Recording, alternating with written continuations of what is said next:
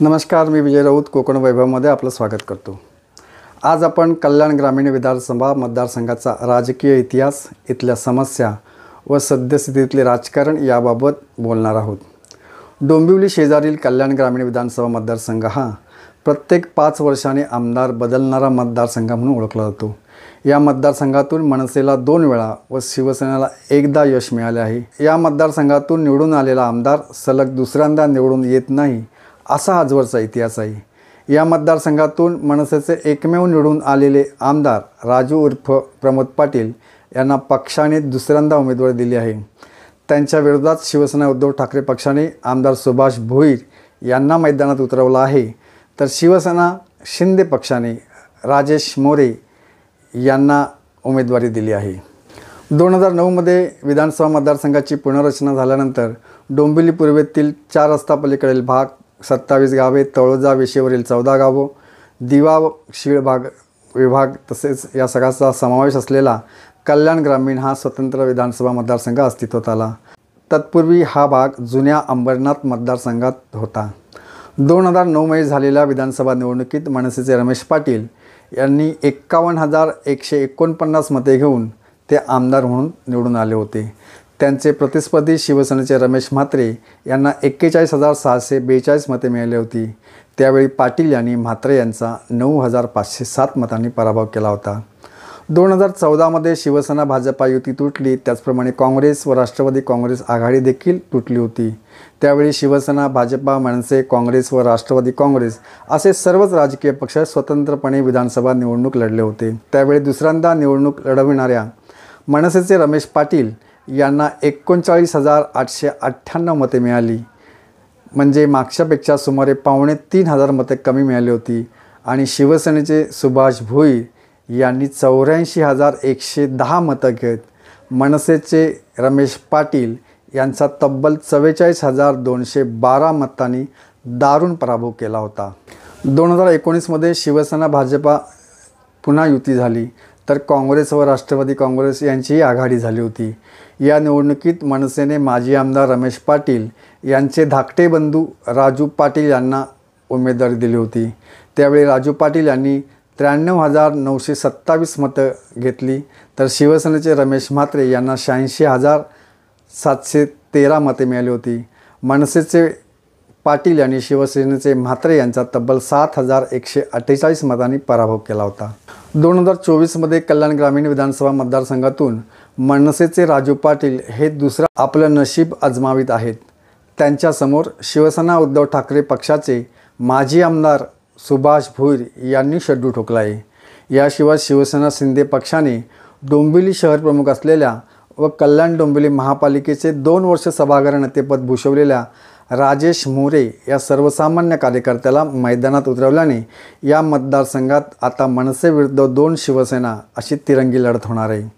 गेल्या 15 वर्षात या मतदारसंघात मोठ्या प्रमाणावर गृहसंकुलं निर्माण होऊन या भागाचं मोठ्या प्रमाणावर नागरीकरण देखील झालं आहे। 27 गावात तर मोठ्या प्रमाणावर बेकायदा बांधकाम उभी राहिली आहेत। त्यामुळे रस्ते, गटार, ड्रेनेज, पाणीपुरवठा, स्वच्छता, आरोग्य व्यवस्था या सर्वच मूलभूत सोयीसुविधांचा बोजवारा उडाला आहे। दिवा विभागात देखील समस्या आजही कायम आहेत। 14 गावांचा कोणी वालीच नव्हता अशी स्थिती होती। गेल्या 15 वर्षांपैकी 10 वर्षे कल्याण ग्रामीण मतदारसंघात मनसेचा तर 5 वर्षे शिवसेनेचा आमदार होता। त्यामुळे 10 वर्षे आमदारकी आपल्या घरात ठेवणाऱ्या पाटील बंधूंना व 5 वर्षे आमदारकी भूषवणाऱ्या भोईरांना देखील आपल्या कामांचा हिशोब द्यावा लागणार आहे।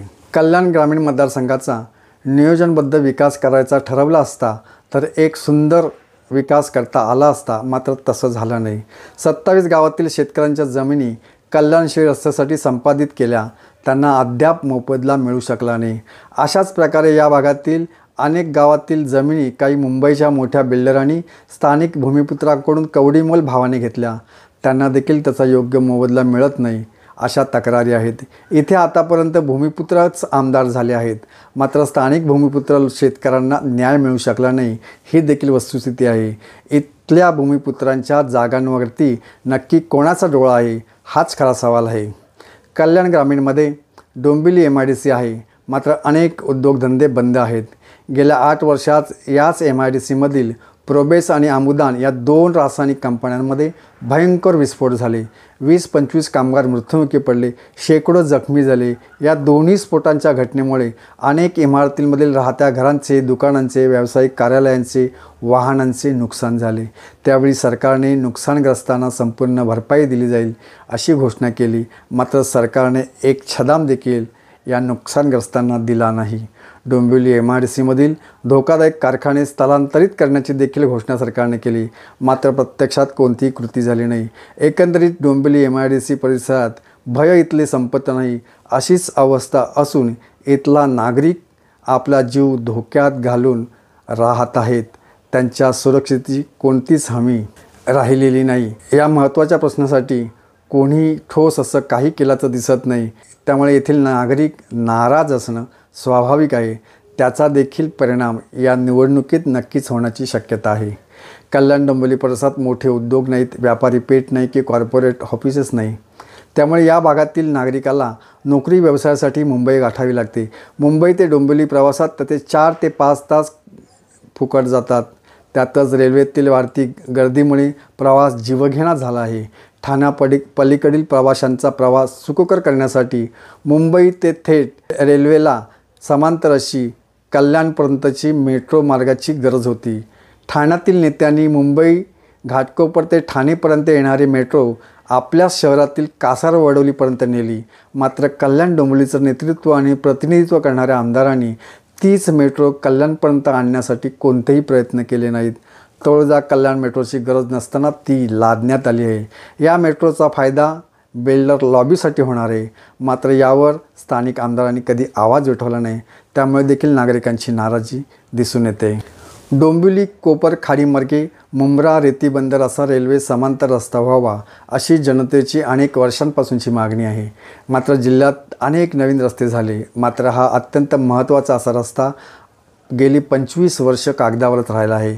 कल्याण शिळ रस्त्याचे रुंदीकरण झाले असले तरी ठिकठिकाणी दररोज होणाऱ्या वाहतूक कोंडीमुळे येथील नागरिक कमालीचे त्रस्त झाले आहेत. मात्र यावर कोणती उपाययोजना होत नसल्याने नागरिक नाराज आहेत. एकंदरीत विकासाचं व्हिजन असलेलं नेतृत्वच कल्याण डोंबिवलीकरांना खऱ्या अर्थाने मिळू न शकल्याने या भागाचा सुनियोजित असा विकासच होऊ शकला नाही.